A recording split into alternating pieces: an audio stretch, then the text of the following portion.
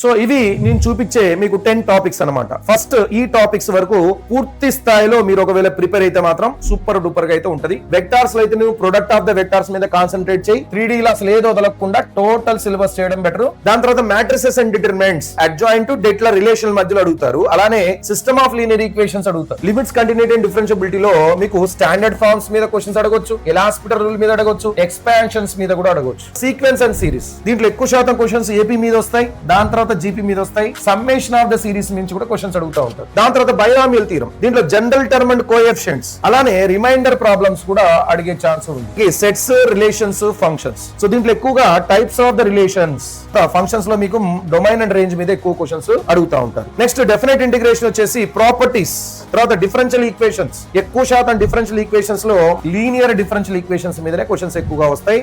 PNC లో edition theorem నుంచి, multiplication rules నుంచి, ఎడిషన్ మల్టిప్లికేషన్ ఉంటాయి కదా 2 రూల్స్, వాటికి రిలేటెడ్ గా ఉన్న బేసిక్స్ క్వశ్చన్స్ ఎక్కువ ఇస్తాడు. దాని తర్వాత ప్రాబబిలిటీలో మీకు ఎడిషన్ థీరం ఉంటది, దాని తర్వాత కండిషనల్ ప్రాబిలిటీ ఉంటది, టోటల్ ప్రాబిలిటీ ఉంటది, బేస్ థీరం ఉంటది. కొంతమంది పిల్లలు ఆల్జీబ్రాని కష్టంగా ఫీల్ అవుతా ఉంటారు. సార్ ఆ పిఎన్సి నాకు అర్థం కాదు, ఆ ప్రాబిలిటీ కూడా నాకు అర్థం కాదు సార్, నేను చేయలేను. మరి వీటి బదులుగా ఏది పెడితే బాగుంటది? ఇవి 2, ఏది కాంప్లెక్స్ నెంబర్స్, అలానే కోనిక్ సెక్షన్స్.